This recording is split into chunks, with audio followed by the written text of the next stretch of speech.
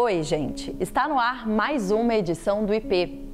E a gente começa o programa de hoje com mais um episódio da série Tráfico Humano, que envolve a adoção ilegal. Eu conversei com uma mulher que, infelizmente, vivenciou uma situação difícil, que começou no ano de 1987, quando ela era ainda um bebê. Olha só essa história. Eu tenho a honra de receber aqui no Interesse Público a Isabela dos Santos, que por muitos anos foi conhecida como Charlotte. Ela vivia na França, onde está agora, inclusive, conversando com a gente. E antes de começar, eu quero agradecer muito, Isabela, por ter aceitado o nosso convite para conversar com a gente aqui no IP. Obrigada, Marcela, por me convidar. Isabela, conta um pouquinho então pra gente, por favor, como foi a sua história, né? Você que é uma personagem real desse crime do tráfico de pessoas. Você foi retirada da sua mãe quando tinha 2 meses de idade, é isso? Quando eu cheguei na França, minha mãe tinha 50 anos e meu pai adotivo tinha 58. Quando eu era criança, né, eles já eram mais idosos, né? Então, assim, isso daí, as pessoas, assim, as crianças, as pessoas se estranhavam, né? Achavam que eram meus avós, né? Quando eu perguntava, assim, para eles, assim, que eu conversava mais com minha mãe adotiva, porque meu pai adotivo tinha muitos transtornos, então nem tinha muito como conversar com ele. E assim, sempre ela ficava muito incomodada, para dizer que às vezes era que eu tinha sido achada numa caixa de lixo, às vezes era assim, uma caixa de sapato, assim, deixando no orfanato. Era tudo muito confuso, o sentimento de estar num lugar inadequado com uma história que não fazia sentido. Eu pensava, de repente, assim, se eles estão assim, escondendo essa forma, será que não tem realmente algo grave? Porque assim, se fosse algo simples, era só falar, né? E como que começou essa busca, então? Quando que ligou esse start? Realmente a minha história parece não ser essa aqui, eu quero começar a investigar. Como que foi isso? Quando eu fiz 15 anos, assim, eu vi uma pasta, assim, no escritório, assim, dos meus pais adotivos, né? Inclusive o do escritório onde eu estou agora, né? E aí eu vi, sabe, tinha, assim, um lugar onde tinha várias pastas, né? E tinha uma pasta que estava escrito, assim, Charlotte. Aí peguei a pasta. Aí eu voltei pro meu quarto e aí que eu me deparei com um dossiê da minha adoção, sabe, assim, com muitas coisas.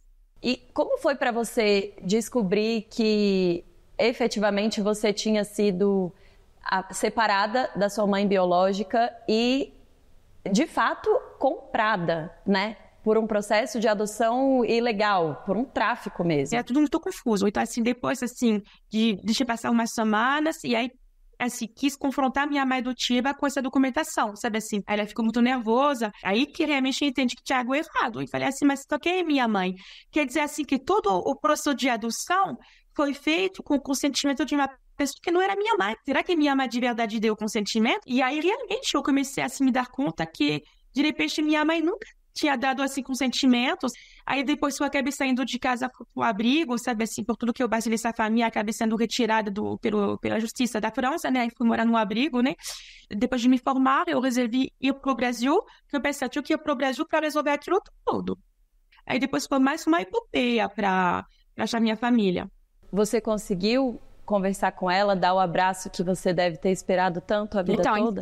Infelizmente, quando assim coloquei o nome da minha mãe no Google, e aí a gente viu que minha mãe tinha falecido, que minha mãe tinha sido assassinada. Minha mãe foi assassinada quando ela tinha 25 anos de idade, em 91.